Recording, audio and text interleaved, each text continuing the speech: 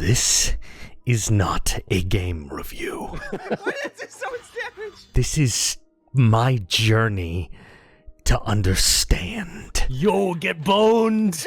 What the hell happened here? 2 Ravenloft games were created for SSI, the fairest and wisest of the early video game studios. 2 more appearances were given to the MMOs, who above all else desired content for expansion packs. But they were all of them deceived, for another Ravenloft game was made.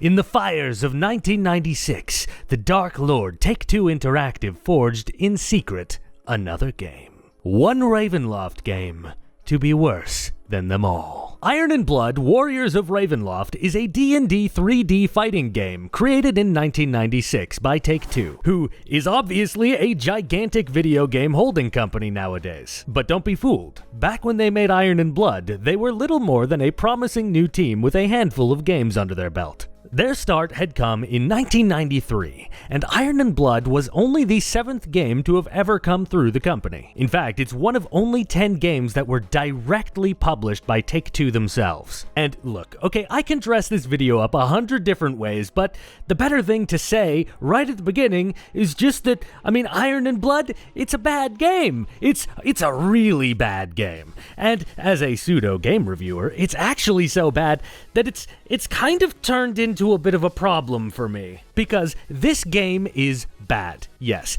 but it's so self-evidently bad that you just don't need me to tell you why. What the hell happened here? And perhaps a more pressing question, are you playing Raid Shadow Legends? They've stepped up to be the channel's very first sponsor, and let me tell you, Raid has been an excellent palate cleanser from the horrors of Iron and Blood. What I particularly enjoy is the way that the game design solves my worst gaming habit. I just get class FOMO for whatever it is I'm not playing, and I restart games over and over. But with Raid, the incentive is to push onwards and collect over 650 unique champions. Here's the top 3 characters I'm pressing on to unlock in Raid right now.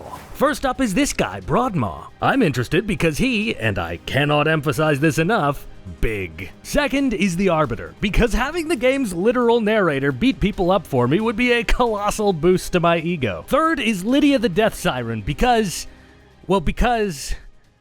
I can fix her. And there's a lot to be excited for lately in the world of Raid, including a brand new dungeon and the introduction of Artifact Ascension, plus the arrival of a new champion based on the pro wrestling star Ronda Rousey. Play Raid for 7 days between now and February 20th. And Ronda is yours. To celebrate her arrival in Raid, you can now use the promo code RAIDRONDA to get a huge pack of stuff to help boost your Ronda all the way up to the top.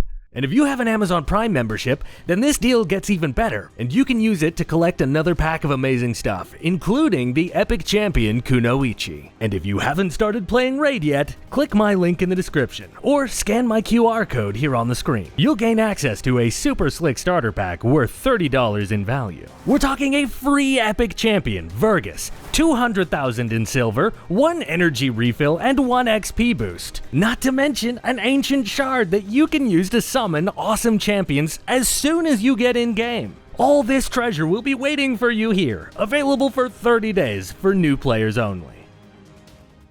The day my journey with Iron and Blood began was September 27th, when I sent a fateful DM to my friend and fellow YouTuber, Jacob Crow from Crow's Perch. Eventually, we arranged for our deathmatch of incompetence on one of his streams. Now, this actually took some figuring out when it came to the setup. This is not a game with any form of online mode, so Crow had to host the game on his computer, and then we used a program called Parsec for me to remotely access his computer with my keyboard. Remember kids, make sure you fully trust your internet friends before you fucking humiliate their asses at Iron and Blood. What you got, huh? What you got? I got a block. Shit, yeah. Come on, block! Yeah, how about that? Get through that, huh? Oh, fuck. I don't know what to do. Ooh, look at that fucking Dark Souls over here. Okay, so the strategy is no strategy. Strategy is actually to jump attack. What? Oh, yeah! I can heal like 30 times. truly, like, everyone asks what the best edition of Smash was. It was this. Yeah. That is legitimately such a good werewolf name. Sasha. Yeah, I'm just Sasha. I just like, what the fuck? Turn me around, game. Come on, turn around, please. Come on, please. No. Turn around, You don't please. get to choose I'm how begging you you. face. It's a 3D game and you don't get to choose where your character's facing. There we go. I turned around. It's over for you. No, you get fucked. These matches I played with Crow were strange. This was a shared screen multiplayer DOS game, which means that both of us were using one half of the keyboard. Amazingly, I needed to use the Alt button constantly in order to activate my special attacks. Crow needed to use Enter to do the same thing. And here's the thing with DOSBox, if you combine Alt plus Enter together, that's what toggles full screen on and off, which, as you can imagine, caused a lot of trouble for the stream. We both made a point of going into this game relatively blind. We had tested that everything worked, found a copy of the DOS controls, and then we got playing. As such, there was a lot going on under the hood that we didn't know about during our gameplay. The first thing Crow noticed was just how much he despised the music. And, I mean, fair enough. So we swapped that out with some streaming lo-fi. We did a quick preliminary match to test out the controls, but then we headed into the campaign. Now, credit where it's due, Iron and Blood was quite groundbreaking on this front. There were not many fighting games that had a feature like this at the time. We each picked 3 characters and each in turn had 3 lives. Amazingly, we discovered that your health does not regenerate between matches, so your characters you were good with could really get worn down over time. Crow was restricted to the 8 Heroes of Order, while I was restricted to the Heroes of Chaos. The cast was surprisingly wide, and to our surprise, none of the characters appeared to have been clones of each other. These characters all have a range of 12 unique moves, as well as a bunch of combos. But we couldn't figure out how to get those combos working. See, the only archive version of the game manual we were able to access is for the PlayStation version. And try as we might, we couldn't figure out how to translate those combos onto our keyboard setups. Now, as cool as it was to have so much variety in our character choosing and our movesets, as you could probably imagine, with so many different characters, the game balance was wildly off. Some of the characters are completely useless, while others are nearly impossible to counter. To make matters worse, while you do have a wide moveset, the overwhelming majority of the attacks are just not worth using. My favorite characters were the Skeleton and the Executioner, because each of them felt like they had a good variety of attacks that were actually usable, instead of being left with only one good move like a lot of the other characters. But even if you're playing a character with decent attack variety, we couldn't find any technique that's better than just spamming over and over. To make matters worse, this is a 3D fighting game, and you might have seen this and wondered, is it Crow who's controlling the camera, or is it William? And the answer is neither. It's an auto camera. More than that, it is the most incompetent auto camera I have ever seen. It would just shift to horrific angles constantly, and without any warning. And really the cherry on top of all of these controls is the fact that you actually couldn't control which direction your character was facing. So if you got stuck facing the wrong way, well, I mean, then it's just GG. You're dead unless the game takes mercy and flips you around again somehow. Between games, the winner was sometimes given extra rewards as mumbled by the announcer. We had no clue what any of these did though, or how to use the magic or artifacts we were given, other than the resurrection ring, because that was automatic. But sometimes the reward was just to get an extra character with 3 more lives. And as you can no doubt imagine, in an elimination style campaign, that was a big deal. How did all of this play out, I hear you ask? Who won the campaigns? Well, as fact would have it, I think we actually both won a roughly equal number of matches, but for whatever reason, Crow seemed to always win the matches to get additional characters. So, in both campaigns, I was completely buried beneath the unending tide of his Burb army. Listen, Iron and Blood was my Thermopylae. Is this copium? Of course it is. Yes, the purest strain. Am I seething? You bet your ass I am. So, as I said at the beginning of this section, there was a lot that went over our heads about the complexities of this game and the secrets buried under the hood. What we had just played was the core system and the experience that most people would have with the game. And here's the thing. I would learn later that there was a lot of ambition in the stuff that was just beyond the surface level. But therein lies the key problem with this game.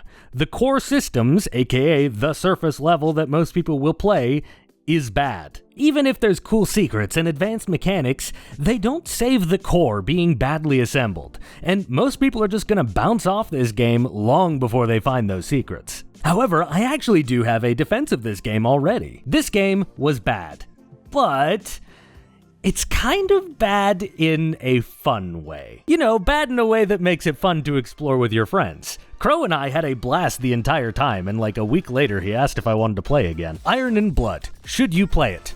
Alone? No, definitely not. Do not do that. But with friends?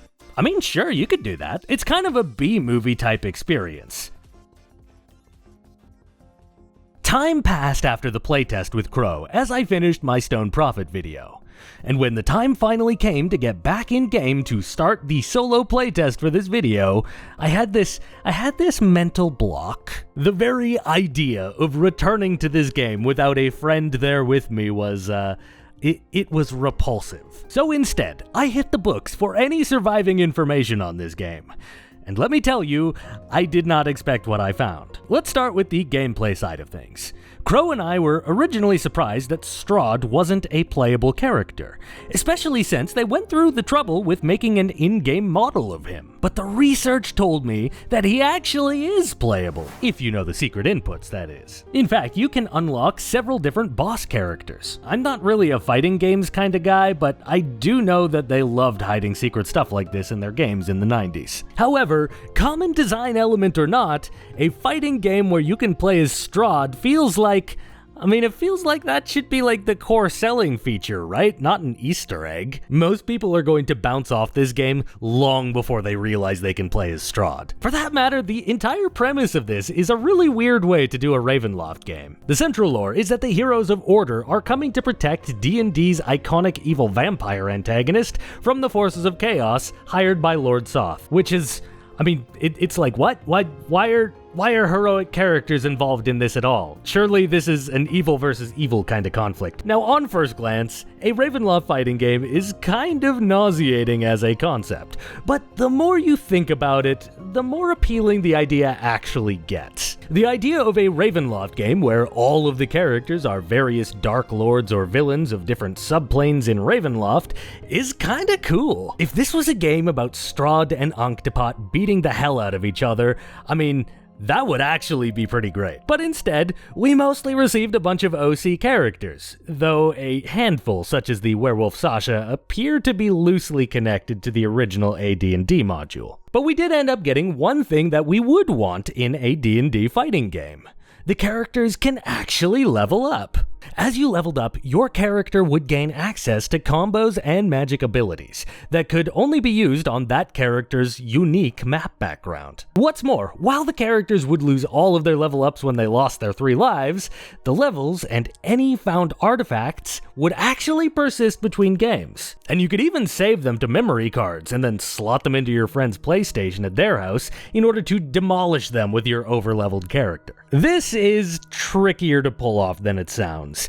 If you wanted to grind one of your characters up to level 9, you would need a pretty wild win streak against the AI on your home console. Your character has only 3 lives, and that's permanent, so you don't get your lives back when you go into different game modes. If your character loses its last life, it reverts back to level 1. And health doesn't regenerate either, so by the time you've got a character to level 9, they've probably taken a colossal beating from the attrition of fighting 20 plus matches to grind for XP. Unless you fight perfectly, that is. And it's kinda neat that you get that as a reward if you really master this game, but need I remind you, it's this game. Persistent level ups are a really cool mechanic that is strapped onto a fundamentally bad core game. You are rewarded for getting very good at this game, but why would you want to? Another neat thing that was kind of wasted on this project is that the marketing material was excitedly announcing that this fighting game was actually motion captured using SCA performers. That's the Society of Creative Anachronism. They're a non-profit that backs historical reenactment events all over the world. So the idea of having some of their performers captured for combat moves in this game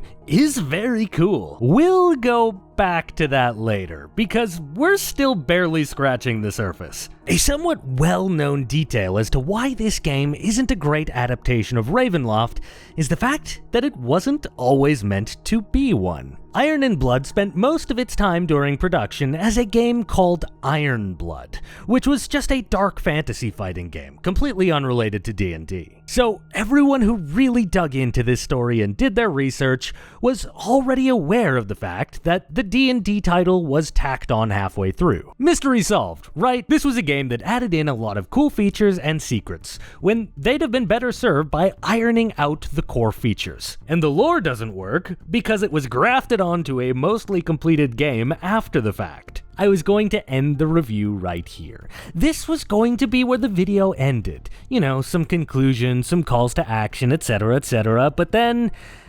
well, then I found something in a 1995 gaming magazine article from back when the game was still Iron Blood. Something that would throw the whole narrative into question. And I should have moved on. I should have pretended I didn't see it. But instead, I called Crow. All right. Okay. Took a big bite out of my burrito. That's the best way to start. Oh, yeah. So, there is a lot to this game that we didn't see when we were playing it together. SSI lost the license for Dungeons & Dragons video games, and TSR sold rights to create a Ravenloft fighting game to Take-Two Interactive, and then they transformed Iron Blood into Ravenloft Iron and Blood. Wow. And I'm going to link you something because there is something fascinating about this that, once again, there are some things that I cannot explain in this, so let me just link you something. Yeah, hit me with it. These characters and everything were already set in stone and mostly named other than some slight spelling tweaks long before the Dungeons & Dragons license was added onto this project. But here is the thing that is opening up this gigantic mystery that I can't figure out. Look at that logo, Iron Blood. Have you seen that logo before? I can't say that I have. That is the Ravenloft logo. Wait, they put the logo down before they even had the rights? Yes. Which makes me wonder, was this always planned like this? Was Dungeons & Dragons really tacked on after, as we always thought? Or were they tentatively making this assuming that they were going to negotiate for the rights later? Was Dungeons & Dragons tacked on? Was this just a ripoff that managed to become an official game? I need to know. That's astonishing. That's pretty bold of them if that was the choice, right? That like they were like, "Oh yeah, we can get the rights." No matter, like that'd be easy. Exactly. So, yeah, I'm astonished. I don't know the story of this game, and I'm running out of leads because pretty much everything in this game, or all the information on this game that still exists, is in old game magazines. So it's not developer side, it's the marketing stuff. So I'm running out of sources, which means that I kind of know that there's only one place left to go. Where's that? I found the contact information for one of the developers. I can't imagine it's terribly fun to receive emails from a YouTuber who is expressly here to make fun of something you made a quarter of a century ago, which left me with several free days kicking dirt as I waited for my emails to get ignored. So I decided to pass the time waiting by following up on that solo playtest I didn't get around to before. I figured it would be a good opportunity to check if all of those features the magazine bragged about were actually there. But the first thing I realized was that I couldn't play this solo. Like physically, I could not. The Player 1 controls require a numpad, and I'm a diehard 60% keyboard user, so that wasn't gonna work. So obviously, I did what any rational and well-adjusted person would do, and I went out and bought a second keyboard purely so I could play this game by myself. Now armed with a numpad instead of learning how to rebind DOSBox controls, I got in-game. Crow had previously sheltered me from the game's bizarre music choices, but now there was no one left to save me. Fire rushes through my fucking skin. Combination! Combination!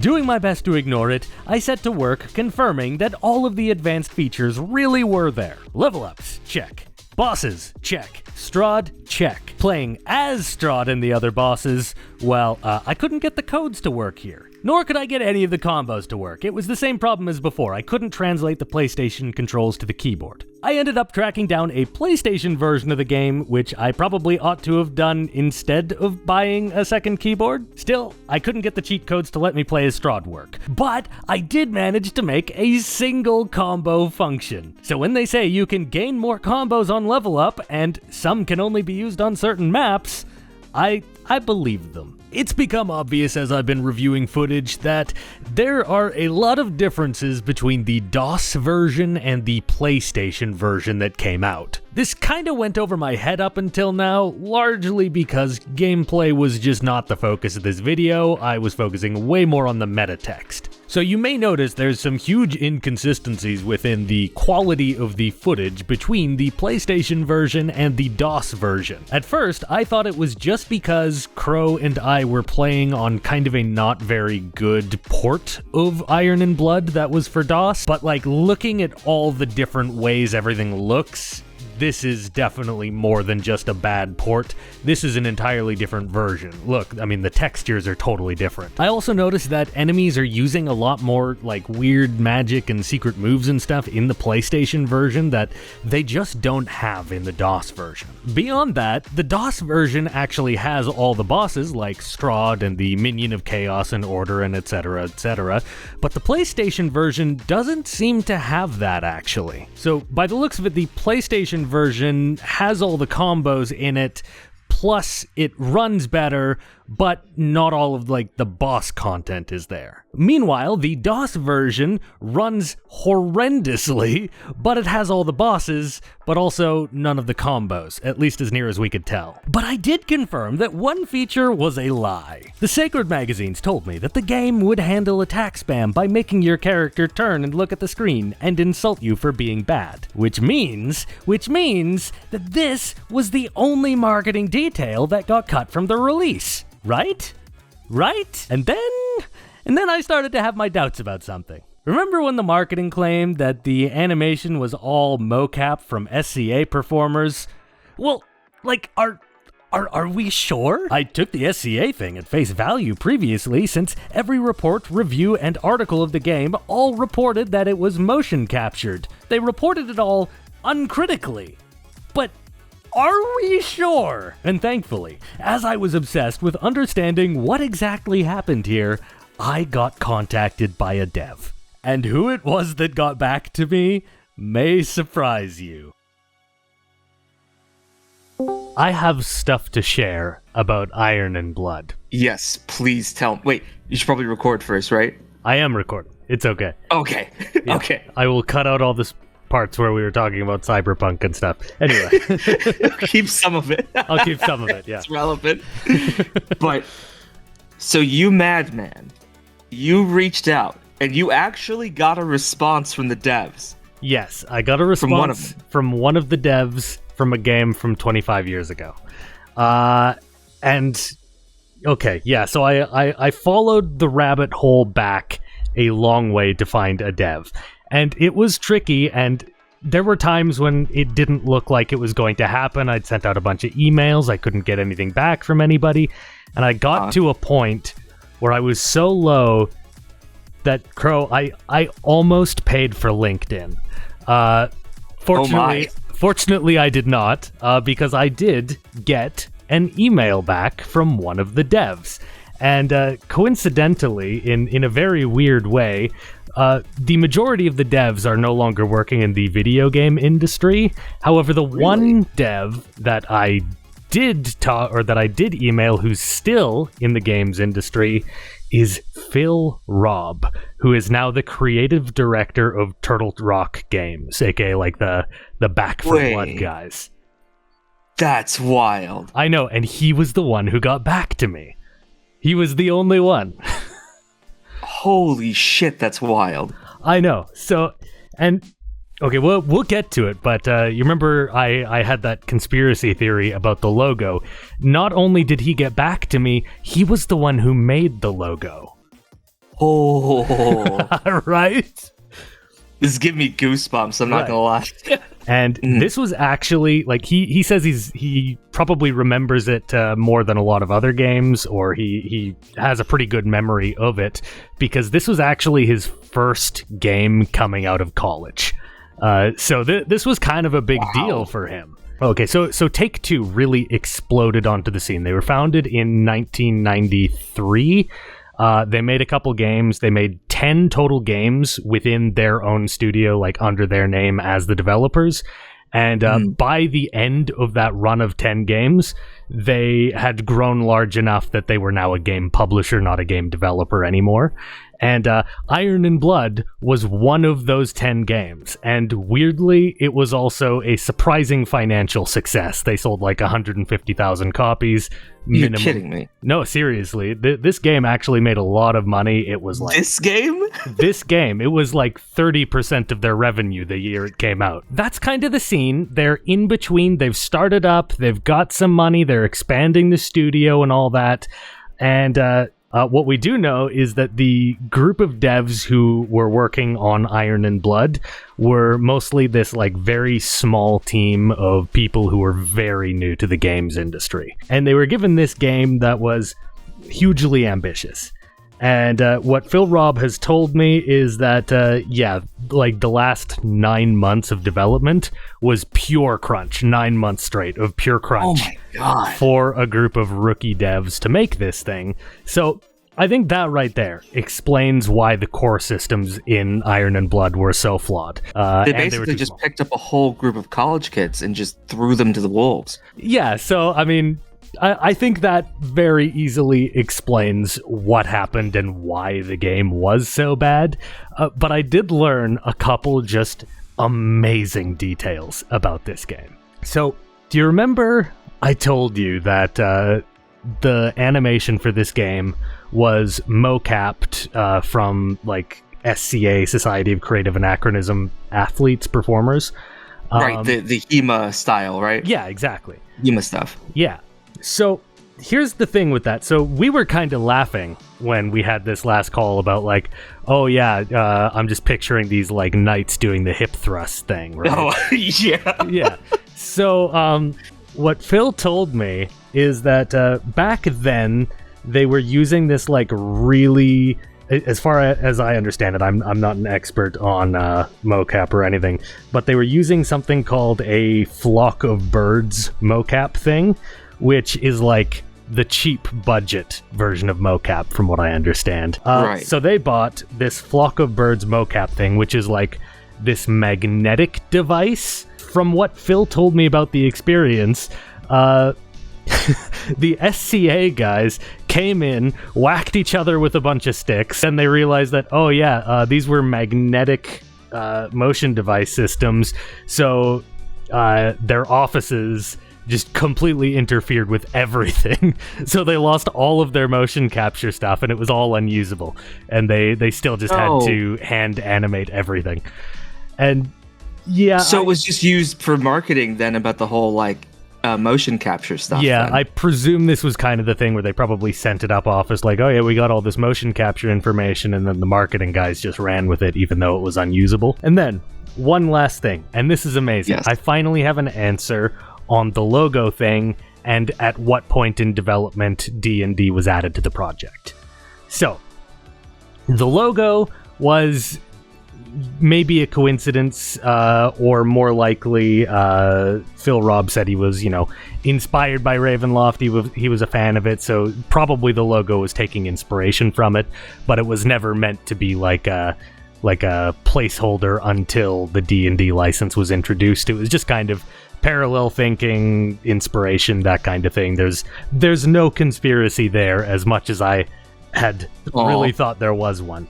However, that makes the actual thing that happened even more interesting, because what happened was, he didn't tell me exactly when, but what he said was very close to release.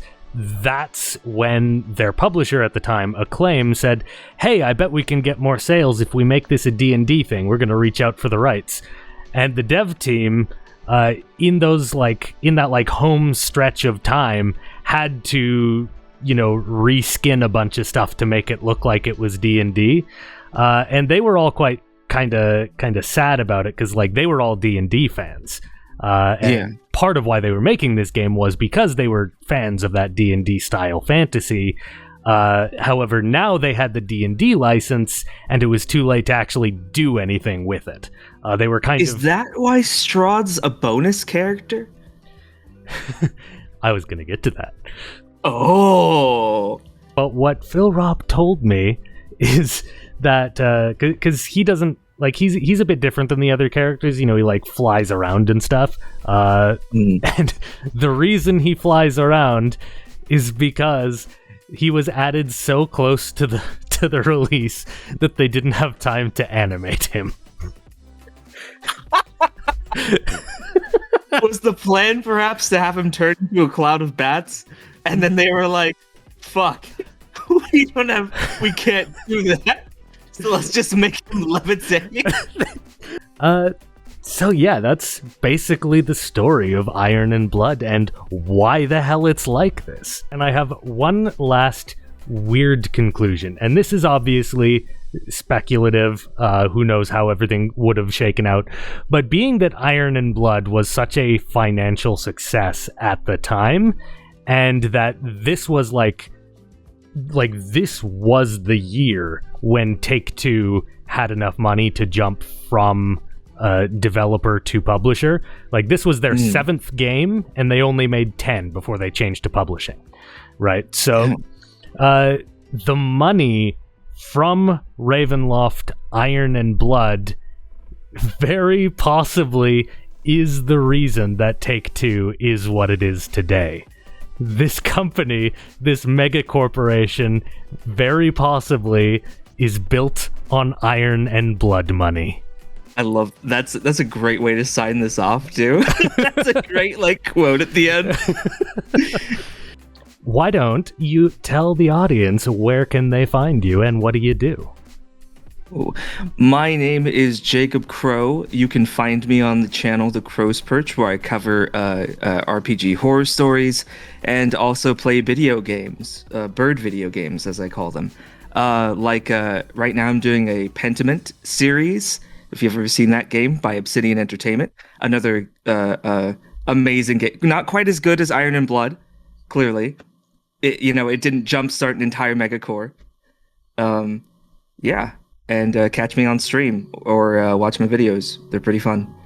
And to add to that, Crow, you are theorizing that we might arrange a 2v2 or a 3v3 Iron and Blood match after this video comes out on your stream. Indeed. Yeah, so we haven't chosen a day because we're kind of coordinating that together, but if you are a viewer, it will be on screen now, the information as to when Crow's stream will be. So wow, it's right then on that date? Exactly. Isn't it so coordinated and so incredible that we already knew? Thank you all so much for watching. And this concludes the Ravenloft trilogy. We have now reviewed every Ravenloft video game ever made, excluding the times it made appearances in MMOs. I will not be covering those MMOs because I discovered during our playtest of DDO last month that MMO review is kind of a whole different beast. I either end up making a first impression style video, or I devote my life to the game for 6 months so I can actually review it with the kind of thoroughness I like to do. So MMOs are not going to be my thing on this channel. But it was fun to play with everyone, just as a community event. Sometime next year, I'll probably host another one of these, and we can all play Neverwinter online for a month. Seems fun. If you'd like to support the channel, Patreon is by far the best way to do so. Anyway, I'm gonna see you guys very soon for my next video. And then there's gonna be a bit of a break until after Christmas. See you soon, everybody.